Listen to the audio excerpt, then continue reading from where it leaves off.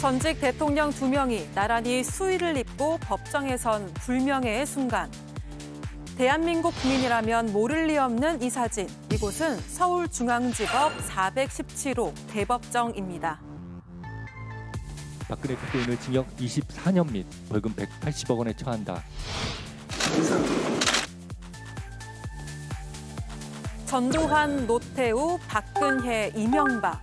4명의 전직 대통령이 피고인석에 선 417호 대법정에서 오늘 윤석열 전 대통령은 불행한 역사를 또 한 번 반복했습니다.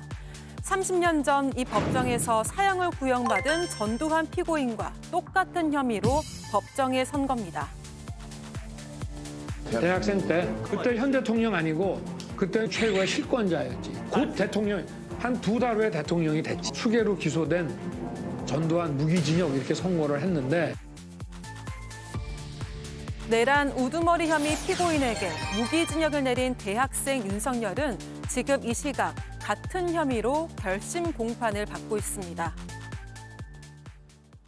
예, 보통 오전 10시쯤 또는 10시 10분쯤 공판이 시작되는데 오늘은 사람도 많고 할 일도 많아서 재판장이 일찍 시작했습니다. 오전 9시 20분에 시작했는데도 상당히 할 게 많아서 또 피고인 측에서 요구하는 것들이 많아서 구형이 발표되기까지 좀 예상보다 늦어지고 있는 그런 상황입니다.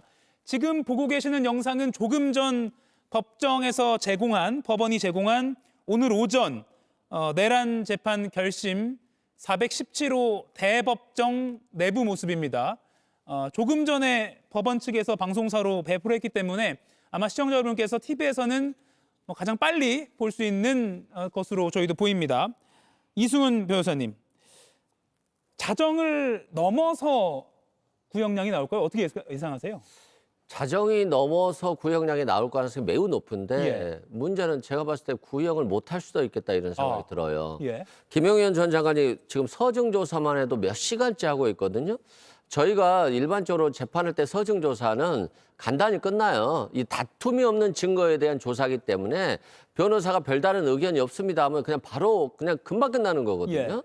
몇 분밖에 안 걸리는 건데 기록도 두꺼운데 그 증거에 대해서 모두 다 이의를 하고 이런 문제 제기를 하고 거기에 대해서 자신의 의견을 발언하는 것 같아요. 그래서 이렇게 오래 가는데 김용현 전 장관만 이렇게 오래 하겠습니까? 윤석열 전 대통령도 오래 하겠죠. 그렇다고 본다면 12시 전까지 서증조사 자체도 끝나지 않을 가능성이 매우 높아서 직위원 판사는 오늘 끝내겠다라고는 했습니다만 못 끝낼 가능성이 굉장히 높아졌다라고 보입니다. 법정 취재 기자들에 따르면 윤석열 전 대통령 측도 증거 조사에만 한 6시간 정도를 사용할 것으로 보인다. 이렇게 예상은 했는데 최후 변론을 이때 같이 소화할 수도 있다. 이런 관측도 나오고 있긴 합니다. 송영훈 변호사님. 역시 동의하십니까? 자정 넘어서 구형량이 나올까요? 자정 넘어서까지 계속 진행이 될 가능성이 저는 있다고 봅니다. 그리고 이런 경우를 예상을 해서 우리 형사소송법 주석서는 어떻게 이야기를 하고 있냐면 공판기일이 언제 끝나는지는 공판기일의 동일성에 영향이 없다. 이렇게 이야기를 하고 있습니다. 그러니까 오늘 오전 9시 20분에 시작한 이 공판기일은 밤 12시가 넘어서 다음 날로 계속된다고 하더라도 그것이 위법하진 않습니다. 물론 우리가 국회에서 가끔 볼 수 있는 것처럼 이른바 차수 변경이라고 해서 다음 날을 새로운 차수의 공판기일로 하는 것이 가능합니다만 그렇게 하지 않더라도 지금 자정을 넘어서 공판기일 진행하는 것은 위법하진 않아요.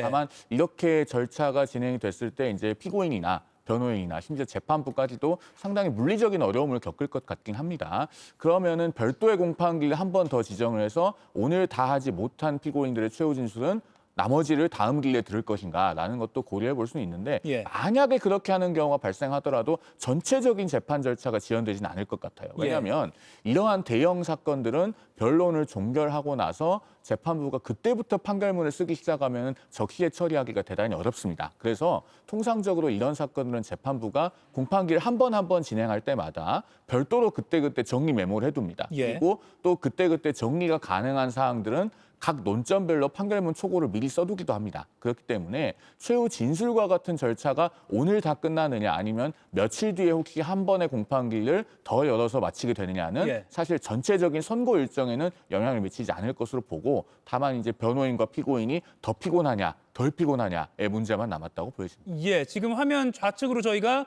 오늘 재판 예상 일정 그래픽으로 보여드리고 있습니다. 지금 이 중에서 가장 첫 번째 피고인 서증조사, 쉽게 말해서 증거조사인데요. 피고인이 오늘 8명이기 때문에 이걸 지금 첫 단계를 아직까지 하고 있다 이렇게 보시면 되겠습니다. 이승훈 변호사님, 그러면 날짜를 아예 뭐 예를 들어 자정쯤 돼서 너무나 다들 피곤해서 재판장이 다시 결심 날짜를 추가로 잡겠습니다 할 수도 있고, 아니면 그냥 조금 새벽까지 더 해봅시다라고 해서 그냥 밀어붙일 수도 있고, 뭐 그런 겁니까? 그러니까 이제 판사가 예. 대량으로 검사와 피고인의 변호인, 피고인 등이 동의하면 예. 새벽으로도 넘어갈 수 있어요. 근데 문제는 새벽 한 2시 정도에 끝날 것 같다라고 하는 생각이 들었을 때 판사가 더 해보자고 권하실 거잖아요. 근데 제가 봤을 때 지금 속도는 새벽 2시에 가도 끝나지 않을 것 같아요. 그리고 윤석열 전 대통령의 변호인이나 지금 김용현 전 장관의 변호인 등은 계속 시간을 끌고 싶은 것 같아요. 그래서 자신에 대한 유죄 판결 선고기를 최대한 늦추고 싶은 것 같아요. 그런데 이제 별도로 구속영장이 청구됐기 때문에 그럴 이유가 없음에도 불구하고 이렇게 하는 것들은 계속적으로 어떤 나를 선처해 주세요, 사형인데 무기징역을 선고해 주세요, 뭐 이런 취지가 아니라 그냥 자신의 정당성을 가질 수 있는 주장을 계속 하고 싶은 거예요. 이게 지금 화면에 비치는 거잖아요. 저 화면에 비쳤을 때 국민들 입장에서 보면 스트레스를 받지만 자신들 입장에서 보면 자신이 억울하다, 정치적으로 자신들은 정말로 내란을 범한 것이 아니다, 2시간짜리 내란이 어딨냐 하면서 자신의 정당성을 계속 주장하면서 정치적인 선동을 더 하고 싶은 겁니다. 역사의 주인공이 아직도 더 되고 싶은 건데, 그 역사의 주인공이라는 것이 좋은 취지로 돼야 되는 것인데 내란범으로 역사의 주인공 되는 것이 좋은 거 아니잖아요. 그럼에도 불구하고 전혀 반성하지 않고 있고 아직도 정치적으로 주장한 것으로 보여져서 정말로 저 사람들은 내란이 아니라고 보는 건지, 아니면 내란인 줄 알면서 자신의 정치적인 선동만 하고 있는 건지 솔직히 저도 궁금합니다. 그 두 가지 중에 하나인데. 지금 영상은 저희 방송 직전에 법원 측에서 배포한 오늘 오전 결심 공판 법정 모습입니다. 김진욱 의원님, 그럼 이걸 좀 정치적으로 또는 의도를 뭐 추정을 해본다면요. 제가 아까 방송 들어오기 전에 기사를 좀 검색해 보니까 이거 필리버스터 하는 거다라는 식의 해석을 한 그런 언론 보도도 있더라고요. 시간을 일부러 끈다고 생각하십니까? 좀 전에 이승훈 변호사께서도 말씀 주셨습니다만 지금 변호인들이 하는 모습은 어떤 본인들의 죄를 가볍게 만들거나 혹은 무죄를 주장하는 것을 넘어서서 정치적인 필리버스터와 준하는 그런 정도를 지금 하고 있다 이렇게 보여지는데 일단은 뭐 이 각 지금 오늘 8명 윤석열 피고인을 비롯해서 8명의 피고인들에 대한 결심을 하는 거 아닙니까? 이제 저분들이 당시 12.3 비상계엄 내란 사태에 내란 수괴, 우두머리 혐의가 있고 또 중요 임무 종사죄에 해당되는 모든 사람들이 오늘 같이 이제 다 들어와 있어요. 그렇다면 물론 본인들이 주장하고 싶은 무죄 취지 또는 뭐 증거가 맞는데 이 지금 재판이 충실하게 이루어지지 못했다라는 부분을 강조하고 싶을지는 모르겠습니다만 이미 많은 이 공판 기일을 통해서 사실상의 어떤 진실이라든지 이런 부분들은 대략적으로 다 파악이 끝나 있는 상황이다. 그럼에도 불구하고 오늘 마지막 순간까지 마치 국회에서 필리버스터, 자기 주장을 강화시키는 걸 계속해서 반복하기 위한 필리버스터를 하듯이 지금 이 결심 공판을 진행하고 있는 모습들, 과연 국민들께서 뭐라고 평가하실지, 그리고 지금 재판대 위에 있는 지기현 부장판사는 과연 이 상황을 어떻게 판단하고 있을지 저는 좀 자칫 궁금해집니다.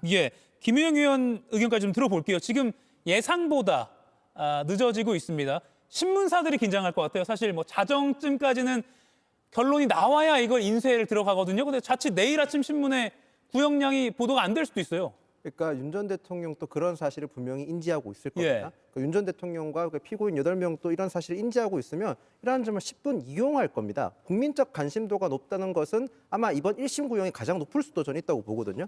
그런 상황이라면 윤 전 대통령은 자신의 진술을 최대한 이번 활용함으로써 본인의 주장을 많은 사람들에게 알리겠다라고 저는 봅니다. 특히 윤 전 대통령이 재판에 임하는 태도가 정치투쟁으로 가고 있기 때문에 오히려 사법투쟁보다는 정치투쟁의 일환으로서 이번 재판을 끝까지 저는 이용할 거라고 생각이 듭니다.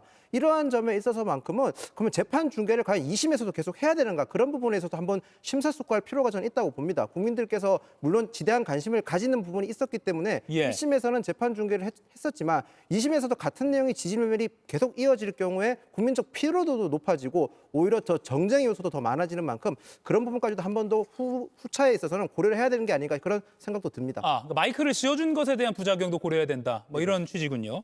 알겠습니다. 오늘 재판 초반부터요. 특검과 피고인 측이 충돌하는 장면들도 있었습니다. 저희가 이걸 어떻게 보여드릴까 고민했는데 마침 방송 직전에 이 영상도 법원에서 배포가 됐습니다. 저희가 빠르게 편집했습니다. 바로 보여드립니다. 일정이 좀 빡빡하기 때문에 재판장님께서 지정을 하셔서 자료가 준비된 피고인부터 얼른 진행이 되었으면 좋겠습니다. 다들 9시 20분부터 모인 자리인데 진행을 소송 지휘를 해주십시오. 그러니까요. 그럼 뭐 자료 없이 하겠습니다. 어쩔 수 없습니다. 뭐 원래 구두변을 하게 되어 있는데요. 공판중심주의에서. 아니 어쩔 수 없는 게 아니라 저희는 자료를 충분히 제공을 했고 시나리오까지 어제 제출을 했는데 이렇게 그 자료도 없이 발표를 하시겠다고 하는 게 자료 주시는 거는 뭐 은혜적으로 주셨으니까 감사한데 우리가 지금 준비 안 됐는데 못 기다린다고 하니 그냥 해야지 뭐 어떡합니까? 구두변호 아닙니까? 아니 다른 구두변을 준비는 하겠다고 피고인부터 하자는 거 아닙니까? 쌍방 말씀하셔갖고 뭐 제가 먼저라고 말씀드렸잖아요. 순서가. 쌍방 그러면 준비를 해오셨어야죠. 그거 해왔어요. 성검사님 보면서 합시다. 구두변호 합시다 그러면. 아니, 무슨 준비를 해오셨다는 거예요? 왜 검사님. 걸 우리가 검사장한테 주는 의무가 있습니까? 예 그리고 이하상 변호사님 아유 맞아 재판도 끝나가는 마당에 뭐 이렇게 또 그러니까요. 그것만 기다리면 될 것 같고 저렇게. 이하상 변호사님 저희 하루 동안 안 이거 가지고 한 겁니다. 오셨으면. 하루 동안 이렇게 하는 게 불가항력적인데요. 그러니까 근데 프로랑 아마추어 차이는 프로니까 하는 건데요. 프로는 근데 징징대지 않습니다. 그러니까 그런 징징대는 게 말씀 아니라 검사들이 증명했습니까? 검사들이 검사장님, 증명했습니까? 저희들이 뭘 증명했습니까? 이하상 변호사님 아니 지금 그 말씀이 징징대는 거죠. 그러니까 준비를 안 해 오셨으면 정중하게 이게 저 준비가 안 돼 있는데 제가 양해를 좀 말씀 구한다고 드렸잖아요. 말씀을 하시거나 그렇게 말씀하셔야지 지금처럼 알만 없으니까 제가 여러 번 말씀드렸는데 지금 검사들이 나서서 계속 지금 저 핍박하지 않습니까? 그 말씀드린 거예요. 아니, 핍박을 구두변을 하면서. 하겠다고. 아니 검사들이 저런 식으로 하니까 조사받는 사람들 얼마나 핍박을 받겠습니까? 지금 재판입니다. 감정을 건드리려고 저러시는 것 같은데 재판부를 향해서 좀 말씀할 수 있도록 소송 지휘해 주십시오. 먼저 변호인에게 말한 건 검사 쪽입니다. 먼저 증인 가는 것이 검사들 아닙니까? 예, 시청자 여러분들이 모두 서울 서초동 417호 대법정에 가실 수가 없으니까 저희가 가장 빨리 보여드리려고 노력을 했습니다. 그 특검 측이 뭘 제대로 안 줬다. 그리고 뭐 저희가 이거 하루 동안 한 거다. 뭐 이렇게 좀 뭔가 다퉜어요. 그러니까 지기현 부장판사가 프로랑 아마추어 차이는 프로는 징징대지 않는 거다라고 했고요. 우리가 징징댄다는 겁니까? 라고 김영현 전 장관 측 변호사, 이하상 변호사가 말하니까 그 말씀이 징징대는 거다라고도 했습니다. 이승우 변호사님, 그간에 좀 미온적이다라는 지적을 받아온 지기현 부장판사가 최근에 좀 쓴소리를 하는 그런 모습이 보입니다. 지기현 부장판사 입장에서 보면 엄청난 스트레스를 받았겠죠. 윤석열 전 대통령을 취소시켜주면서 국민들이 엄청난 비난을 받았잖아요. 그리고 또 본인의 뭐 룸살롱 접대 의혹까지도 나오면서 거기에 대한 좀 스트레스를 받았을 건데 그럼에도 불구하고 재판 과정에 있어서 상당히 유효하게 진행한다. 그래서 판사가 왜 저러냐 이런 비판을 많이 받았는데 굉장히 지금 몇 개월째 흐르고 있는 거잖아요. 그리고 판결이 마무리될 시기가 되면 판사들도 굉장히 스트레스를 받아요. 그리고 이 판결문을 이제 머릿속으로 그려가거든요. 국헌문락 목적은 어떻게 해야 될지, 그리고 국회에서 국회의원들을 끄집어내라고 하는 것들은 어떻게 평가를 해야 될지, 그리고 그 국민들의 관심이 없는 판결문이 아닌 국민이 굉장히 관심이 있고 이게 역사에 남는 그런 판결문이 될 것이기 때문에 또 판결문을 어떻게 잘 써야 될지까지도 고민하고 있는데 계속해서 김용현 전 장관이나 윤석열 전 대통령 측의 변호인들이 자꾸 시비를 거느잖아요. 특검 보들에게. 자꾸 시비를 걸고 그래서 뭔가 시간을 끌거나 상대방의 실수를 좀 유발하려고 하는 것 같은데 특검보들이 상당히 냉정한 자세를 취하고 있어요. 그런 상황에서 지기현 판사가 아마추어하고 프로가 달라야지. 시간이 정해졌으면 그 시간 안에 짧더라도 준비해 오는 것이다. 왜 징징대냐? 이런 취지로 얘기한 거예요. 그런데 이하상 변호사는 거기에 또 맞대응해서 저희가 징징댔습니까? 라고까지 하는 거잖아요. 결국에는 아직도 이하상 변호사나 김용현 측 변호인 등은 재판부를 존중하지 않는 거예요. 그리고 이걸 자신의 의뢰인이 형을 낮게 받거나 또 법정형을 좋게 받으려고 하는 게 목적이 아니라 그냥 자신의 정치적인 의견을 얘기하면서 최대한 자신을 알리거나 김용현 전 장관이나 윤석열 전 대통령을 그냥 극우들에게 홍보하는 장소로 활용하고 있는 거다. 그래서 지기현 판사가 속으로는 굉장히 화가 많이 났을 거다. 재판장에서도요, 판사들이 굉장히 잘해주는 판사가 있어요. 근데 생각보다 형이 셀 수가 있거든요. 그래서 지기현 판사가 생각보다 형이 세게 선고될 가능성이 매우 높다라고 생각됩니다. 예, 김민영 의원님. 이게 결국에는 방금도 이하상 변호사였어요. 뭐 감치 예전에 그런 많은 논란까지 있었던. 결국 피고인 또는 피고인 변호인들이 좀 자초한 거 아닌가 싶기도 합니다. 저도 같은 생각이 이승훈 변호사님 생각 같은 게 예. 판사도 전 사람이라고 생각을 합니다. 물론 법과 원칙에 따라서 판결을 하지만 재판하는 과정에 있어서 그 엄청난 스트레스를 받고 또 거기에 따라서 재판 진행을 신속하게 해야 되는데 지금 변호인들의 태도라든지 피고인의 태도가 재판을 지연시키거나 오히려 재판 진행에 방해가 됐기 때문에 저런 모습을 좀 보였다고 생각을 합니다. 하지만 저는 이 부분에 대해서 민주당의 태도에 대해서도 한 가지 지적을 하고 싶습니다. 민주당이 재판부에 대해서 재판부에 대한 태도를 볼 때 어떻게 보면 지기현 판사에 대해서는 과거 행적을 별개로 하고 재판 진행하는 과정에서 유하다고 해서 굉장한 많은 비판을 했었습니다. 그런데 재판에 있어서만큼은 저는 재판은 공정하게 진행한 것도 굉장히 중요합니다고 생각합니다. 그 공정함에 있어서만큼은 피고인의 방어권도 충분히 보장을 해줘야 되는 건데 지금 민주당에 대한 태도를 봤을 때 지기현 판사가 마치 유죄가 아니라 뭔가 형량을 좀 적게 주거나 아니면 윤석열 전 대통령 측에 많은 얘기를 들어줘서 비판하는 목소리가 굉장히 높았었습니다. 오히려 또 다른 재판부 이진관 판사 같은 경우는 엄하게 재판을 했기 때문에 이진관 판사에 대해서는 찬사를 보내거나 오히려 칭찬하는 모습을 보였는데 저는 이런 모습은 결코 바람직하지 않은 태도라고 생각을 합니다. 예. 그런데 지기현 부장판사가 좀 특별한 행동을 했잖아요. 아무도 구속 취소로 나오지 못했고 구속 기간을 가지고 구속 취소해 준 적이 없거든요. 근데 갑자기 날이 아닌 시간으로 계산해서 풀어주니 내란 수개가 그냥 길거리 돌아다닌 거잖아요. 그러니까 여기에 대해서 민주당 지지자들이건 또는 중도층이건 당황스러운 거죠. 아, 이 사람을 못 믿겠다. 내란 전남 재판부가 생겨야 되겠다. 충분한 이런 의혹을 갖게 만들었고 그래서 그런 문제 제기를 하는 겁니다. 그런 문제 제기를 했기 때문에 지기현 판사도 여기에 대해서 상당한 부담감을 갖고 더 공정하게 해야 되겠다. 내가 자칫 잘못하면 역사의 죄인이 되겠다 이런 생각도 할 거예요. 그런 압박감을 받는 것이고 그건 지기현 판사가 받아들여야 되는 것이에요. 그리고 그 과정 속에서 제대로 판결을 해야 되려고 하는 것인데 아무리 공정한 재판을 보장한다고 변호사들이 마치 이제 이게 좀 속어지만 깽판을 치듯이 저렇게 하는 행동들에 대해서 그냥 다 받아주면요. 역사의 법정을 너무 무시해요. 그런 측면에서는 지기현 부장판사가 엄중하게 해야 되는 부분에 있어서는 그렇지 못한 부분에 대해서는 국민적 비판을 받는 겁니다. 예. 지난 5일 재판에서도 지기현 부장판사가 피고인 측 변호인들을 향해서 호통을 치기도 했는데요. 보시죠. 변호사님들 왜 그러시는지 모르겠네요. 그러니까 재판부는 계속 같은 얘기했어요. 왜 상대편 말을 못하게 막아요? 그런 분들이셨어요. 아까 민주주의, 자유주의 실컷 얘기했잖아요. 결국에 남의 말 막으시는 분들이 무슨 민주주의, 자유주의를 얘기합니까? 송영훈 변호사님. 그러니까 그간에 지금 1년 정도 진행된 이 재판에서 이 재판이 중계가 되다 보니까 모든 국민들이 이런 행동을 했네, 저런 행동을 했네 이렇게 분석을 하는 이례적인 상황인데 아무튼 인상 비평이지만 막판에 지금 뭔가 좀 달라진 모습 때문에 결심 공판에서 또는 나중에 선고 기일 때 뭔가 지기현 부장판사가 어떤 모습을 보일까? 이런 뭐 연결된 추정을 하거든요. 어떻게 보세요? 특별히 저는 지기현 부장판사의 태도가 달라졌다고 보지 않고 사실은 직업법률가들은 다 이해하고 납득할 수 있는 범위 내에 있는데 다만 그 중계되는 영상에 대해서 일부에서는 정파적인 시각을 가미해서 해석하고 있다 저는 그렇게 봅니다. 그러니까 재판부의 진행 스타일마다 좀 다르긴 합니다만은 지기현 부장판사와 같은 재판장을 흔히 볼 수 있어요. 그러니까 절차 진행은 최대한 부드럽게 해서 그 진행 과정에서의 마찰과 불복의 소지를 최소화하는 대신에 결론으로 이야기하는 거죠. 그런 법관들을 우리가 흔히 볼 수 있고 그래서 형사사건을 많이 하는 변호인들은 절차 진행이 유하고 어떤 변호인의 요청사항을 잘 받아주는 재판장일수록 변호인이 내심 긴장합니다. 왜냐하면 결과가 원하는 것보다 훨씬 더 부정적으로 나올 가능성이 있거든요. 그리고 지기현 부장판사 같은 경우에는 그동안에 수많은 공판기일을 진행하면서 사실은 그 변호인들에 대해서 나름의 인내심을 발휘해왔지만 이런 좀 과도한 어떤 태도들이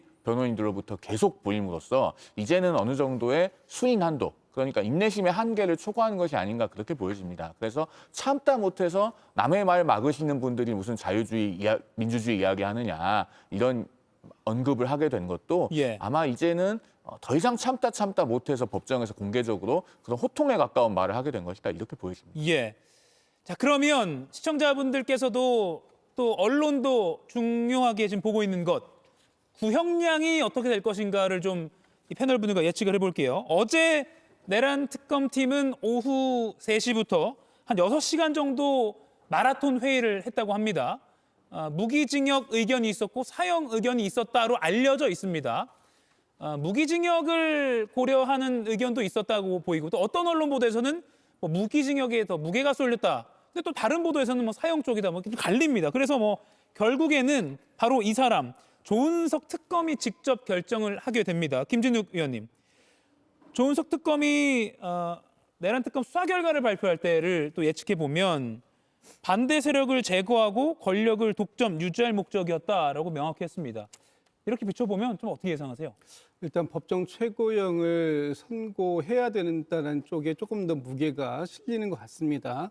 지금 이 사안에 대해서 내단 우두머리 혐의의 법정 최고형은 사형 또는 무기징역인데 그중에서 사형이 더 큰 형량 아닙니까? 그렇다면 지금 윤석열 피고인이 그동안 이 재판을 통해서 보여줬던 여러 모습들 하나도 정치적으로나 법적으로 책임지지 않았고 반성하지 않았고 그리고 본인의 책임을 이 부하들 또는 국무위원들에게 책임을 전가하는 이런 모습들을 보여준 사람에게 어떻게 무기징역을 선고할 수 있겠는가라는 측면이 있고요. 제가 볼 때 지난 12월 달에 조은석 특검이 좀 전에 말씀 주셨던 것처럼 반대 세력을 제거하고 권력을 독점하고 유지할 목적이었다라고 하는데 30년 전 전두환 피고인에게 그 당시에 무기징역을 선고했던 이건 선고입니다. 선고했을 때 뭐라고 얘기했냐면 내란 수계는 법정형이 사형 또는 무기징역형인데 여기에서 대통령이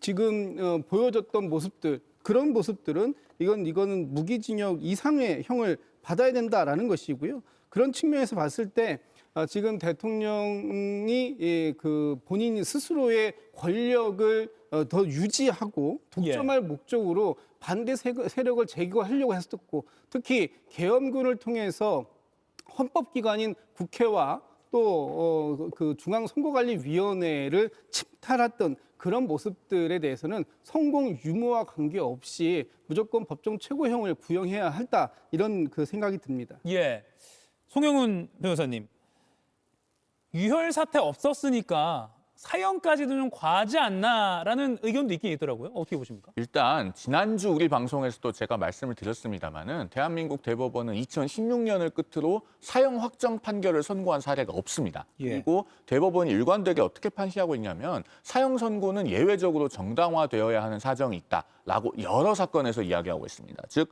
생명권을 박탈하는 것이 예외적으로 정당화되는 사정이 합리적인 의심의 여지가 없이 증명이 되어야 한다. 그리고 생명을 박탈해서 피고인을 사회에서 영원히 격리시키는 것만이 유일한 선택임을 누구나 납득할 수 있을 정도가 되어야 한다. 이렇게 이야기하거든요. 그래서 이 사건 같은 경우에 법원이 현실적으로 사형을 선고할 가능성이 없어 보입니다.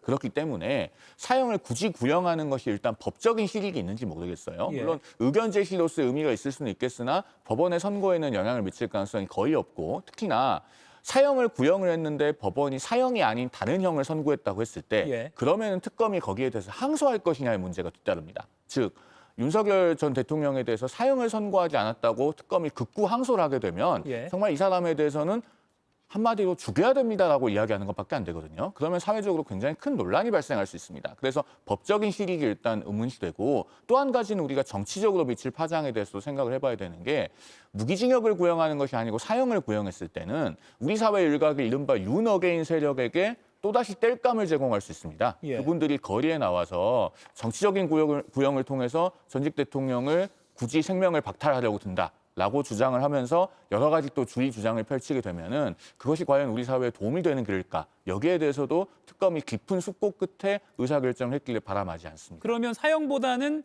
무기징역 구형의 가능성에 지금은 무게를 실으시는 거군요. 가능성은 제가 예상하기 어려울 것 같아요. 그럼 당위성으로 보면 지금 설명으로는 사회적으로 바람직한 것은 저는 예. 구형하지 않는 것이 적합하다고 봅니다. 예. 그러면 이승훈 변호사님 의견을 들어볼게요. 아니 법정형이 사형과 무기징역밖에 없잖아요. 특검이 사형을 해야지, 사형을 구형해야지 무기징역을 왜 하겠습니까?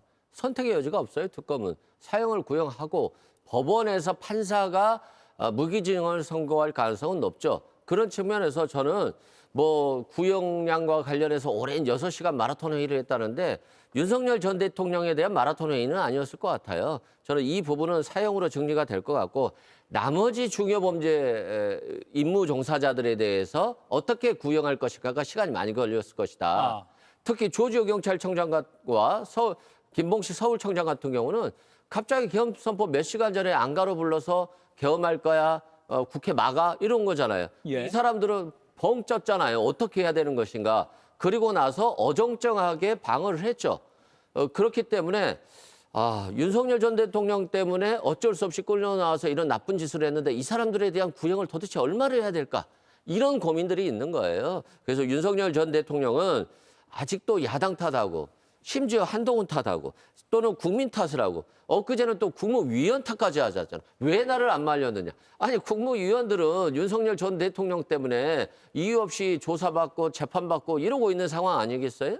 그런데 무기징역을 바란다? 말이 안 되고 또 마지막으로 한 말씀만 드리면 현재 사형을 우리나라에서 집행하고 있다라고 한다면 특검이 고민할 거예요. 예. 사형을 정말 선고했는데 사형이 집행된다라고 하면 고민이 되지만 현실적으로 사형 집행은 안 한 지 김대중 전 대통령 시절 때부터 안 했어요. 예. 그래서 특검은 크게 고민 없이 사형을 구형할 것 같고 이 사형이 역사의 경종을 일으키는 거, 전직 대통령이 북한까지 도발을 유도해서 계엄을 하려고 했다는 거, 이런 것들에 대한 것까지 모두 포함해서 양형에 참석될 것이다 이렇게 생각됩니다. 지금 두 법조인 의견이 좀 미묘하게 다릅니다.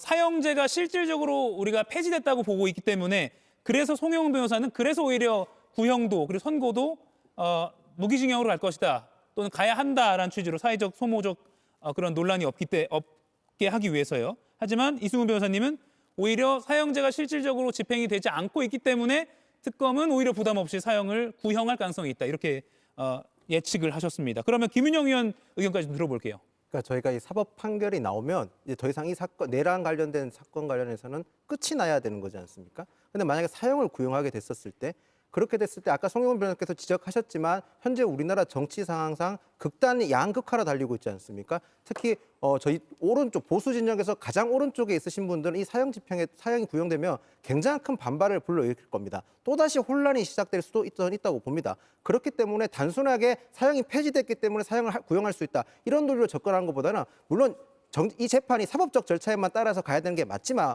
분명히 윤석열 전 대통령은 이미 정치 투쟁화 시켰지 않습니까? 거기에 따라서 이번 판결에 대해서도 정치적으로 바라보는 시각이 굉장히 많습니다. 예. 결국 그렇게 따져봤었을 때는 단순하게 사법적 절차만 따지는 게 아니라 이 판결에 따른 후폭풍, 즉 정치적 후폭풍도 고려해야 되기 때문에 저는 그런 관점에서 바라봤었을 때 사형을 구형하는 것보다는 실질적으로 무기징역을 구형하는 게 더 합리적이지 않을까 그렇게 생각을 합니다. 예. 송영훈 변호사님 하나만 제가 많은 시청자분들 궁금해하는 것. 아까 선택지가 2개라고 보통 우리가 크게 보도를 하고 있는데요. 사형 아니면 무기징역. 근데 무기금고도 사실 있잖아요.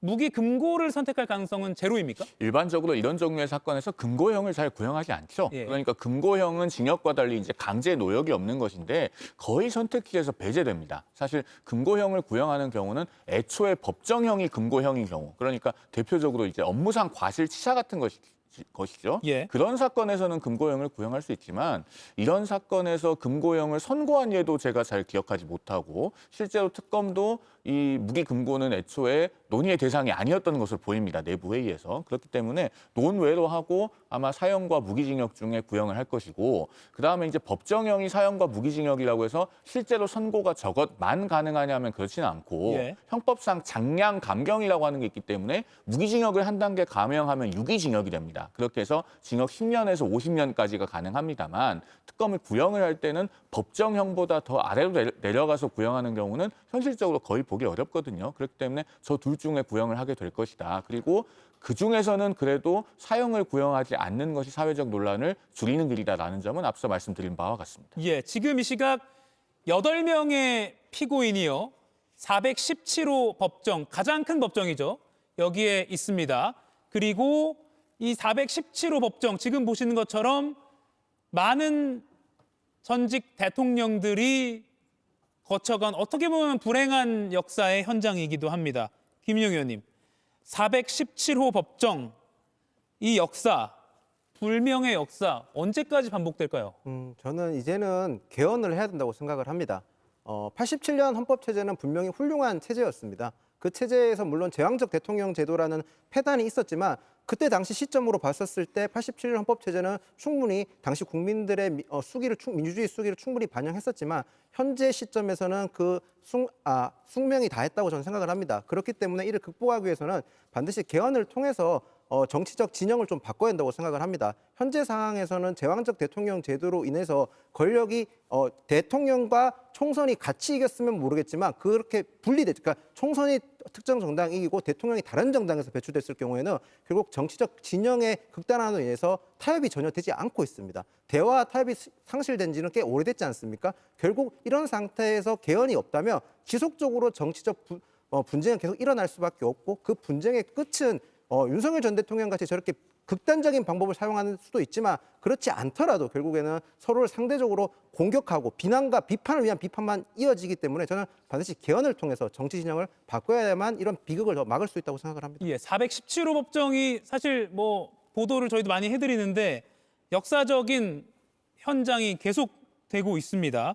이 역사적인 현장에서 지금 이 시각에도 결심 공판이 진행되고 있고요. 지금 보시는 영상은 오늘 오전에 진행된 결심 공판 영상, 저희 방송 직전에 법원이 배포한 영상입니다. 그중에서요, 오늘도 역시 호칭을 두고 윤석열 전 대통령에 대한 호칭을 두고 김용현 전 장관 측과 특검 측의 실랑이가 있었습니다. 이 영상도 조금 전에 들어왔습니다. 바로 시청자 여러분께 보여드리겠습니다. 나이 어린 검사들이 전직 대통령 탄핵 자체가 저희들은 요건을 갖추지 않았다고 주장을 합니다. 그건 양보한다 하더라도 전직 대통령에 대한 호칭을 윤석열, 김용현 이런 식으로 부르다가 저희들이 거듭된 항의를 하니까 그제서야 양보하는 채 하면서 어떤 검사는 윤석열 피고인, 또 어떤 검사는 피고인 윤석열이 이런 식으로 얘기해서 저희 변호인들과 많은 국민들을 분노케 만들었습니다. 정치적 반대 세력으로부터 척결당한 사람이 윤석열 대통령인데 척결당해서 고통받고 있는 분에게 예의를 갖추지 못할 망정 나서서 호칭마저 가볍게 부르는 것은 검사들이 이 시대를 살아가는 검사들이 얼마나 그 원래 가져야 될 무게를 잃어버리는지 적나라하게 보여주고 있습니다. 너무 부끄럽습니다. 정말 부끄럽습니다. 예, 시청자 여러분께 뭐 좀 죄송하다는 말씀 드려야 될 거는 법원에서 제공해준 영상 자체가 이렇게 좀 음질이 좋지가 않아요. 그 부분은 보내드린 저희도 좀 아쉽습니다. 다만 이하상 변호사가 나이 어린 검사들이 윤석열 피고인이라고 한다. 고통받는 분에게 예우는 못할 망정 이런 식으로 말했습니다. 김진욱 위원님, 이따금씩 이런 호칭 논란이 법정에서 계속 있었어요. 근데 결심 공판이 오늘도 제기가 됐네요. 저 이하성 변호사의 저런 변론이 듣고 있는 국민들을 얼마나 불쾌하게 만들고 있는가라는 부분을 좀 여러 차례 지적을 드림에도 불구하고 여전히 깨닫지 못하고 있습니다. 고통받는 분에 대한 예우라고요? 그 윤석열 피고인에게 고통을 누가 줬습니까? 본인이 스스로 초래한 거 아닙니까? 국민들이 지금 어떤 고통을 받았습니까? 지난 12.3 비상계엄 이후에 윤석열 피고인이 저 법정에서 최후의 결심을 기다리는 저 순간까지 많은 국민들께서 심적으로 또는 물리적으로 고통 많이 받았습니다. 그 고통에 대해서 윤석열 피고인 반성 한 번이라도 했습니까? 사과라도 한 번 했습니까? 어떤 것들에 대해서 지금 그 예우를 갖춰달라고 요구하는지 너무나 뻔뻔하다 이런 말씀을 좀 드려야 될 것 같고요. 법정 내에서 피고인을 부르는 호칭, 저는 법조인은 아닙니다만 법정 안에 있는 호칭에 대해 그 피고인에 대해서 윤석열 피고인이라고 부르는 것이 잘못된 것입니까? 그것이 나이 어린 검사들이기 때문에 불편하다? 지금 윤석열 피고인 같은 경우에는 오랜 기간 동안 검사로 활동했던 분 아닙니까? 그런 검사 어떤 분이 저 피고인 신분의 자리에 앉아 있다면 그보다 더 부끄러운 일이 어디 있습니까? 그런 부끄러움을 모르고 거기에다가 예우를 갖춰달라고 요구한다? 이것은 말도 안 되는 얘기고요. 저는 오히려 저런 주장이 너무나 일반 국민들의 눈높이와 맞지 않는 주장이라는 점을 다시 한번 말씀드리면서 더 말씀하시는 분 때문에 제가 무지 불쾌합니다, 지금. 방송을 그래도 몇 개월 꽤 오래 했는데 이렇게 화를 참으시는 모습은 처음 보는 것 같습니다. 송영훈 의원님. 그러니까 한마디로 말씀드리면 저런 변호인의 변론은 비유하자면 일종의 슈퍼챗용 변론입니다. 그래서 우리 언론이 저런 변론에 대해서 굳이 조명을 하고 이렇게 마이크를 쥐어주는 것이 타당한가라는 생각까지도 들어요. 역설적으로 지금 재판의 중계라고 하는 것이 저 법정을 정치투쟁의 장으로 활용하는 사람들에게 메가폰을 쥐어준 꼴입니다. 그리고 오히려 저렇게 영상으로 나가고 많은 분들이 볼 수 있는 기회가 없다면 저 정도로까지 오버하겠는가라는 생각도 들어요. 왜냐하면 저런 방식과 형태의 변론은 자신의 의뢰인인 피고인에게 아무런 득이 되지 않습니다. 불필요한 감정 싸움을 하면서 검사를 자극하고 나아가서 재판부에게도 눈살 찌푸리게 하는 것이죠. 그러면은 저렇게 했을 때 법정 안에서 얻을 것이 없다면 결국 얻고자 하는 이익은 어디에 있겠습니까? 법정 밖에 있겠죠. 그래서 이것을 단적으로 슈퍼챗용 변론이다라고 말씀을 드리는 겁니다. 예. 그러니까 또 제가 궁금한 게 방금 이하성 변호사는 김영현 전 장관의 변호인이잖아요. 근데 윤석열 피고인이라고 하지 말아라는 거는 좀 글쎄요. 자기 편이라서 그럴까요? 근데 슈퍼챗용 발언이다라는 그런 분석 좀 뭐랄까 참신하다라는 생각도 듭니다. 그리고 이 음성을 들려드려야 오늘 구형 그리고 앞으로의 이 사안을 바라보실 때 시청자 여러분께 도움이 될 것 같습니다. 그제 내란 공판에서요. 국회에 출동했던 12.3 당일요. 계엄군 간의 통화 육성이 공개됐습니다. 당시 상황이 아주 생생하게 담겼습니다. 오늘 결심 공판에도 이 같은 상황은 주요한 증거로 작용할 것 같습니다. 들어보시죠. 국회 의사당 본관으로 가서 지금 얘들이 문 걸어 잠그고 의결하려고 하고 있대. 문짝 부셔라도 다 끄집어내. 알겠습니다. 지금 여단장님 한 2개 지역대는 들어왔고 1개 지역대는 시민들이 너무 많이 때려서 못 들어왔습니다. 문짝 부셔서 끄집어내. 알겠습니다. 야, 가자 일로 와. 5명 정도 꾸리는데 경찰인 거 티나지 않게 사보기로 해라. 형사조끼 이런 거 입히지 말고. 뭘 체포하는 거예요? 누구 체포하겠냐? 국회 가면. 문짝 부셔서 끄집어내라고 아주 명확하게 들리고요. 또 그다음에 있었던 경찰관 두 사람의 통화에서는 뭘 체포하는 거예요?라고 물으니까 누구 체포하겠냐? 국회 가면이라고 했습니다. 국회에 가면 누굴 체포할까요? 시청자 여러분들도 그 답은 거의 일치할 것 같습니다. 김인영 의원님, 누구 체포할까요? 아무래도 현장에 있었던 국회의원들을 체포하려고 했던 거 아니겠습니까? 저는 저 녹취를 보면서 드는 생각이 녹취에 등장하는 등장인물들이 일선 지휘관들 중에서 가장 고위급 장교들이거나 또는 고위급 경찰관이었습니다. 이 말인즉슨 위에서 구체적인 진술 또는 지시가 왔었다고 보는 게 합리적일 것 같습니다. 그동안 윤석열 전 대통령이 재판에서 보여줬던 또는 본인이 진술이나 아니면 증인들을 신문할 때 보여줬던 모습을 보면 본인은 구체적인 진술을 한 적이 없다는 식으로 많이 말을 했지 않습니까? 그런데 저런 진술을 봤었을 때도 과연 윤석열 전 대통령이 같은 입장을 고수할지 개인적으로 굉장히 궁금합니다.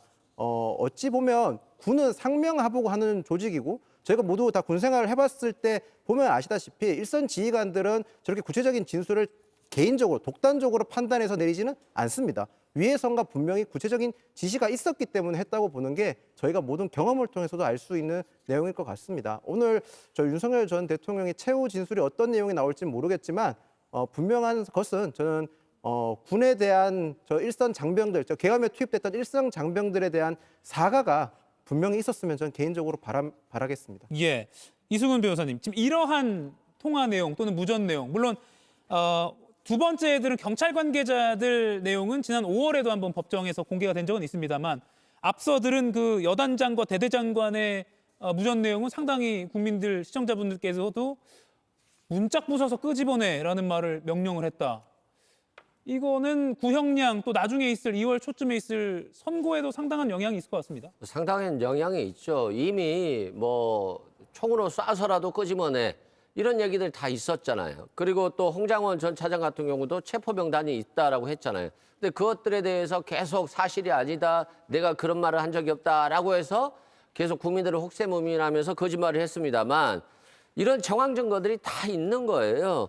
아니 문짝 부숴서 끄집어내, 네 가자 일로 와, 이것들을 바로바로 그냥 임무를 수행한 거잖아요. 불법적인 임무임에도 불구하고 이만큼 고민하지도 않고 이 내란을 범행했다라고 하는 것이 확인이 되는 것이고, 국가수사본부 수사기획계장이라고 하는 사람이 국회의원 국회 가면 누구 체포하겠냐라고 하는데 요 정도로 어떻게 법률적인 생각이 없을까? 내란은 당연히 계엄 해제하면 바로 확인되는 것이고 바로 체포되고 문제가 종결될 것인데 이 정도 수준의 국가수사본부 수사기획과장이 있었다는 것이 저는 좀 황당해요. 그런 측면에서 우리가 다시는 공무원들도 이런 불법적인 일에 개입하면 안 된다라고 하는 것을 명확히 역사에 심어줄 필요가 있다. 그래서 형은 중대하게 선고돼야 된다라고 말씀드립니다. 예, 이상현 특전사 1공수 여단장이 아까 첫머리에 뭐라고 했냐면요. 국회의사당 본관으로 가서 지금 얘들이 문 걸어 잠그고 의결하려고 하고 있대. 문짝 부숴서라도 다 끄집어내라고 했으니까요. 제가 수능 국어를 친 지가 좀 오래됐지만 독해를 해보면 얘들이 의결한다. 의결은 국회의원이 할 거 아니에요. 그러면 문짝 부숴서라도 다 끄집어내면 그 목적어는 국회의원들이겠죠? 송영훈 변호사님? 그렇죠. 그래서 결국에는 헌법기관인 국회의 기능을 일시적으로나마 불능하게 만들려고 하는 국헌문란의 목적을 입증하는 데 있어서 중요한 자료 중에 하나로 기능할 수 있는 겁니다. 그리고 저 말을 한 이상현 공수여단장은 위에 누가 있습니까? 특수전사령부 소속이니까 곽종근 특수전사령관이 있었겠죠. 그러니까 곽종근 특수전사령관이 그동안에 법정에서 했던 그 법정 진술들의 신빙성을 보강해주는 증거로서 또 의미가 있는 겁니다. 그러면은 이런 자료들을 특검이 굳이 법정에서 재생해야 된다고 주장을 하면서 재생한 이유도 충분히 수긍이 되는 것이죠. 이 정도 되면은 국회에서 표결 방해를 의도하고 군대를 투입시켰다라고 하는 부분은 사실상 논란의 여지 없이 입증이 됐다 이렇게 해도 과언이 아닙니다. 그래서 이 문제에 대해서는 더 이상 우리 사회에서 구구한 논란이 없었으면 좋겠고 이러한 사실관계에 대한 것은 진영의 문제가 아니다라는 말씀을 마지막으로 좀 덧붙이고 싶습니다. 예, 오전 9시 20분에 서울중앙지방법원 417호 대법정에서 윤석열 전 대통령 내란 우두머리 혐의죠.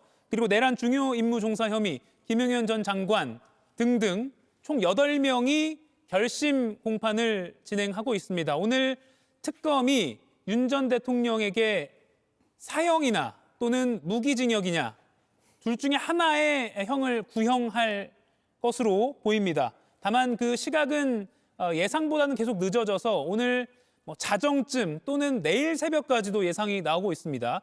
다만 중간에 또 다른 피고인들이 증거조사 등을 짧게 하거나 그냥 안 하고 다음으로 넘긴다거나 한다면 그보다는 또 빨리 진행될 가능성도 있습니다. 그러면 윤 전 대통령의 구형량도 관심이긴 한데 김용현 전 장관의 구형량도 상당한 관심을 받고 있습니다. 내란 우두머리 수준의 어떤 많은 역할을 한 거 아니냐라는 관측도 있기 때문인데요. 지난 월요일 공판에서 김 전 장관은 끝까지 윤 전 대통령을 옹호했고요. 윤 전 대통령 주장에 맞장구를 치기도 했습니다. 들어보시죠. 대통령님께서 그 어떤 사심도 없이 오직 국가의 미래, 국민 안전, 민생만을 생각하시는 그 모습을 보면서 사실 반대라는 단어 자체를 생각하지 못했습니다. 대통령님께서 주관하시는 격려 식사 자리에도 모의라는 표현을 하고 있습니다. 아니, 대통령님께서는 군 통수권자 아니십니까? 최소한의 정무 감각이라도 갖추고 있는 사람들이었으면 외교 관계가 어쩌니 뭐 민생이 어쩌니 얘기할 게 아니라 아니 대통령님 계엄 선포해 봐야 이거 하루 이틀이면 계엄 해제할 텐데 그러면 대통령님만 우세 떠는 게 되고 좀 창피스러울 수 있고 오히려 야당한테 막 역공당할 수 있지 않겠습니까? 그런 얘기하는 사람 하나도 없단 말이에요. 나하고 그런 얘기를 했잖아요. 문제에서 그런 얘기를 안 꺼내는 거 보고 좀 답답해하지 않았어요? 네, 아무도 그런 얘기 없었습니다. 경제 어떻고 민생이 어떻고 내가 그 말상대하고 대꾸해 주느냐고 나머지 이 6명에 대한 연락하는 게 시간이 조금 지체된 건 맞지 않아요? 네, 그렇습니다. 그 사람들한테는 어떻게 보면 내가 좀 발목이 잡혔다고나 할까? 발목이 잡혔다고나 할까 하면서 제 개인 인상입니다만 본인도 좀 무안했는지 웃음을 짓는 모습도 보였습니다. 김영현 전 장관 구형량을 좀 마지막으로 법조인 두 분께 예측을 좀 해볼게요. 송영은 변호사님. 저는 김용현 전 장관에 대해서 무기징역이 구형될 가능성이 있다고 봅니다. 그러면 앞서 제가 이제 윤 전 대통령에 대해서 사형을 구형하는 것은 적합하지 않다라는 의견을 밝혔기 때문에 그러면 우두머리도 무기징역, 주요 임무 종사자도 무기징역인 것이냐? 라고 의문을 제기하실 수 있는데 사실 김용현 전 장관은 22.3 비상계엄에서 전체적인 가담의 정도가 매우 중하고 그 불법성에 있어서 핵심적인 인물입니다. 왜냐하면 윤 전 대통령은 군 출신의 국군 통수권자가 아니라 민간인 출신입니다. 그렇기 때문에 머릿속에서 비상계엄을 그리고 군을 동원하는 것을 상상했다고 하더라도 그 상상을 실행으로 옮기는 것을 독자적으로 할 수 있는 능력은 없어요. 그런데 국방장관이 여기에 매우 적극적으로 가담해서 이런 것들을 실행을 하고 결국에는 행동에 옮겼기 때문에 이런 일이 벌어진 것입니다. 그래서 그 불법성은 아무리 낮게 평가해도 중하게 보지 않을 도리가 없고 후대의 경종을 울리기 위한 차원에서라도 여기에 대해서는 아마 우두머리와 같은 수준의 구형을 할 수 있지 않을까라는 생각이 듭니다. 예, 무기징역. 김영현 전 장관에 대해서 무기징역 구형을 예상하셨습니다. 이승훈 변호사님.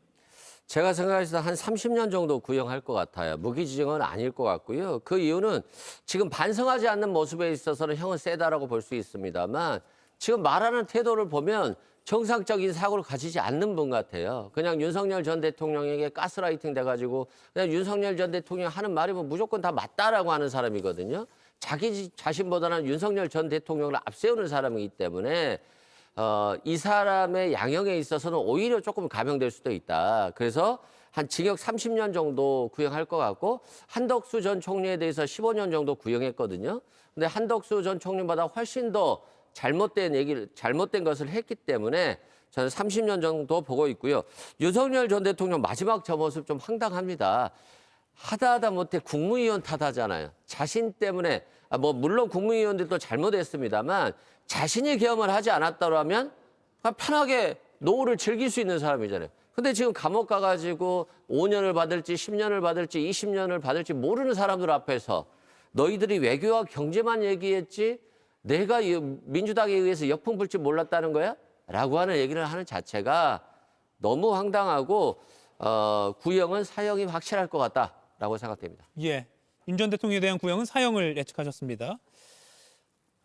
이게 뭐 예측을 하는 것도 앞으로의 또 이 재판 결국 역사에 기록이 남는 재판이기 때문에요. 또 시청자 여러분께 이해를 돕는 차원에서 중요할 것 같습니다. 오늘 밤까지 계속 이어질 결심 공판 상황 여기까지 짚어봤고요. 이가혁 라이브를 시청해 주셔서 고맙습니다. 이가혁 라이브는 평일 오후 5시 TV와 유튜브로 실시간으로도 함께 하실 수 있습니다.